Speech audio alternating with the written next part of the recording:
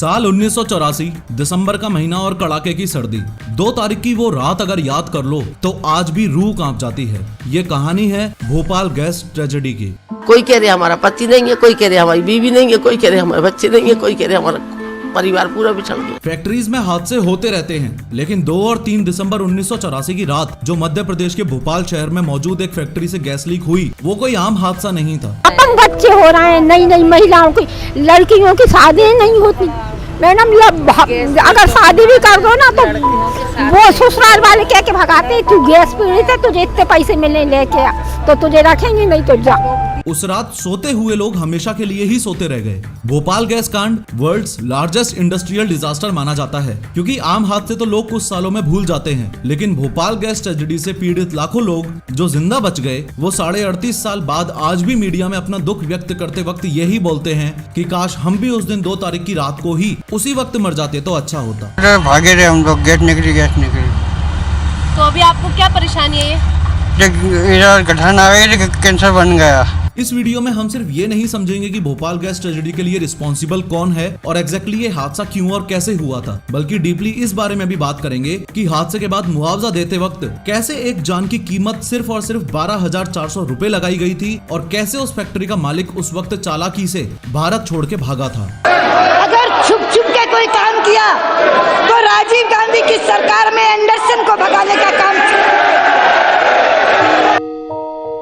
लेकिन हर बार की तरह शुरू से शुरू करते हैं। ये जो UCIL की केमिकल फैक्ट्री आप देख रहे हो, ये साल 1969 में सेविन नामक एक पेस्टिसाइड यानी कीटनाशक बनाने के लिए भोपाल में एस्टेब्लिश की गई थी। इतने बड़े गैस हादसे के लिए पूरी फैक्ट्री का ये वाला हिस्सा जिम्मेदार था, क्योंकि इस हिस्से में आप ये जो बड़े बड़े 3 अंडरग्राउंड स्टोरेज टैंक्स देख रहे हो, इनमें वो ही डेडली केमिकल था यानी मिथाइल आइसोसाइनेट, शॉर्ट में MIC, जो लीक हुआ। सच्चाई तो ये है कि 1969 में फैक्ट्री बनने के 10 साल बाद तक यहाँ ये टैंक्स और MIC का स्टोरेज था ही नहीं, क्योंकि शुरू के 10 सालों में कंपनी इस केमिकल को इंपोर्ट करती थी। लेकिन 1979 में सरकार ने UCIL फैक्ट्री वालों को ये खतरनाक MIC प्रोडक्शन प्लांट लगाने की मंजूरी दे दी, जिसके बाद यहाँ पर बहुत ज्यादा मात्रा में हर वक्त ये जानलेवा MIC स्टोर्ड रहता था, जो बाद में इतनी बड़ी दिक्कत बनी। इससे पहले हम ये समझें कि 2 दिसंबर 1984 की रात को स्टेप बाय स्टेप उस फैक्ट्री में ऐसा क्या हुआ था कि एक्सीडेंटली इतनी भारी मात्रा में गैस लीक हो गई। आपका ये समझना बहुत ज्यादा जरूरी है कि गवर्नमेंट ऑफ इंडिया का भी इस फैक्ट्री में शेयर था।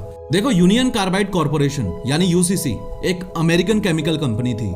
जब इसने भारत में भोपाल में ये फैक्ट्री डाली तो UCIL यानी यूनियन कार्बाइड इंडिया लिमिटेड के नाम से डाली, जिसमें अमेरिकन कंपनी UCC का 50.9% शेयर था और 49.1% शेयर इंडियन इन्वेस्टर्स का भी था। इन इंडियन इन्वेस्टर्स में गवर्नमेंट ऑफ इंडिया और गवर्नमेंट कंट्रोल्ड बैंक्स भी शामिल थे। 2 दिसंबर 1984 की रात 9 बजे वर्कर्स इस जगह एक रूटीन मेंटेनेंस कर रहे थे। असल में ये एक केमिकल प्रोसेसिंग यूनिट है जो इन MIC स्टोरेज टैंक्स के पास ही है। केमिकल प्रोसेसिंग यूनिट के पाइप्स क्लॉग्ड थे, तो उनको पानी मारकर क्लीन करने की कोशिश जारी थी। एक बात आपके दिमाग में सुपर क्लियर होनी चाहिए कि अगर MIC स्टोरेज टैंक्स में पानी नहीं जाता तो भोपाल गैस ट्रेजेडी कभी होती ही नहीं। उस रात एक्सीडेंटली MIC और वाटर का जो मिक्सचर हुआ, उससे ऐसा खतरनाक केमिकल रिएक्शन हुआ कि भोपाल में अफेक्टेड एरियाज में आज भी बच्चे विकलांग पैदा होते हैं। थोड़ा और डिटेल में समझो कि अगर केमिकल प्रोसेसिंग यूनिट अलग थी और MIC स्टोरेज टैंक्स अलग थे, तो केमिकल प्रोसेसिंग यूनिट की सफाई करते वक्त MIC स्टोरेज टैंक्स में पानी आया तो आया कैसे? देखो, केमिकल प्रोसेसिंग यूनिट में ऐसे होज लगा के पानी मारकर सफाई करने में कोई भी दिक्कत नहीं है, पर कुछ दिन पहले ही कंपनी ने इन दोनों प्रोसेसिंग यूनिट्स को जंपर लाइन से कनेक्ट कर दिया था। एक तरीके से एक पाइप्ड शॉर्टकट बना दिया था केमिकल प्रोसेसिंग यूनिट और MIC स्टोरेज टैंक्स के बीच में, ताकि वर्कर्स इंटरचेंजेबली काम कर सके।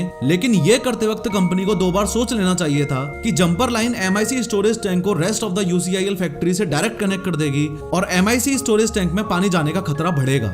In short, MIC storage tank अगर आइसोलेटेड होता तो उसमें कभी पानी नहीं जाता, और अगर पानी नहीं जाता तो कभी गैस लीक नहीं होती। खैर, जहां पानी नहीं जाना चाहिए वहां पानी जाने से रोकने के लिए दुनिया भर की फैक्ट्रीज में एक काम और किया जाता है। इस सेफ्टी डिवाइस को देखो, इसे स्लिप ब्लाइंड कहते हैं। इसे इस तरह से 2 कनेक्टिंग पाइप्स के बीच में लगा दिया जाता है ताकि एक की सफाई करते वक्त पानी दूसरे में ना जाए। लेकिन UCIL कंपनी ने ये डिवाइस ही नहीं लगा रखा था। रीजन? Cost cutting. असलियत ये थी कि UCIL ने अपने मार्केट को गलत जज कर लिया था। जो उन लोगों ने सोचा था सेविन पेस्टिसाइड की वैसी सेल नहीं हो रही थी। इस चक्कर में कंपनी ने मेंटेनेंस करना ऑलमोस्ट बंद कर दिया था। सेफ्टी मेजर्स पर से ध्यान हटा लिया था और कोई भी पार्ट अगर खराब हो जाता तो फर्जी क्वालिटी के माल के साथ रिप्लेस कर दिया जाता था। इन शॉर्ट उस रात हुआ ये कि भोपाल में स्थित इस यूनियन कार्बाइड फैक्ट्री के इस MIC स्टोरेज एरिया में टोटल 3 टैंक्स थे, E610, E611 और E619। E619 को इमरजेंसी के लिए खाली रखा गया था, लेकिन E610 और E611 में 75% तक लिक्विड MIC भरा हुआ था।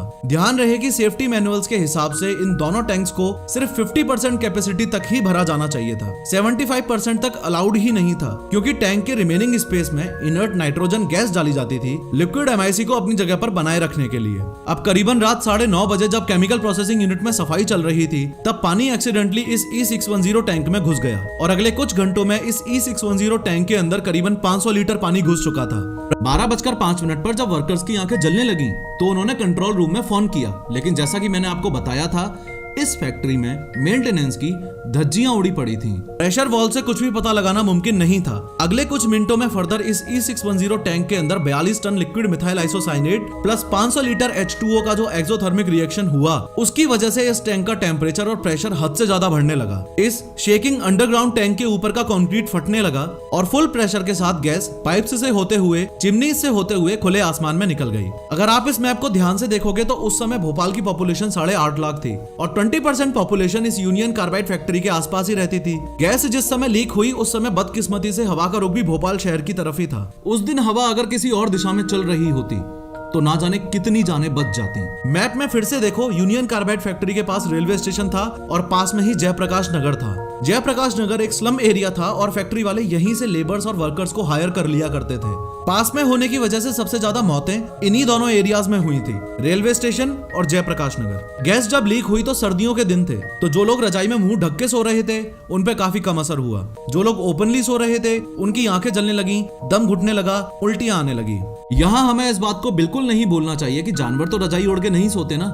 उस रात भोपाल गैस लीक की वजह से सिर्फ इंसान ही नहीं, बाकी 2000 से ज्यादा जानवरों की भी इंस्टेंटली मौत हो गई थी। मदद के लिए लोग जब भागने लगे तो मैप में एक बार फिर से देखो कि सबसे पास ये दोनों हॉस्पिटल्स थे, हमीदिया हॉस्पिटल और जयप्रकाश नगर मेडिकल कॉलेज। रात के 3 बजते बजते इन दोनों हॉस्पिटल्स में जो हालत हो गई थी वो उससे भी ज्यादा खतरनाक थी जो 2 साल पहले आपने कोरोना के टाइम पर देखी।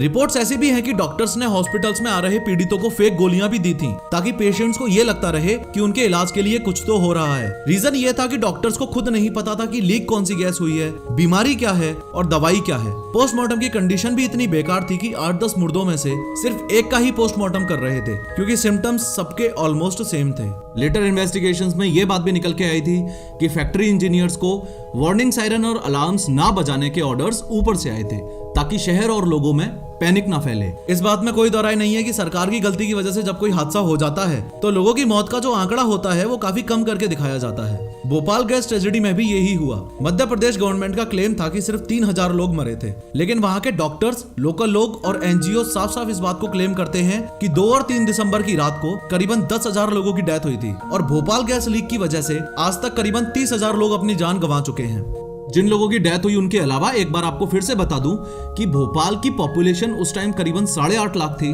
जिसमें से 5.5 लाख लोग डायरेक्टली और इनडायरेक्टली उस गैस से अफेक्ट हुए थे। अफेक्ट कैसे हुए? कोई अंधा हो गया, कोई प्रेग्नेंट लेडी खुद बच गई तो उसका बच्चा नहीं बच पाया, कुछ लोग विकलांग हो गए, एक्सेट्रा एक्सेट्रा। पर सवाल यह भी तो है कि अगर एक्सीडेंटली गैस लीक हो जाए तो क्या उस फैक्ट्री में कोई भी सेफ्टी मेजर नहीं था? इनफैक्ट थे।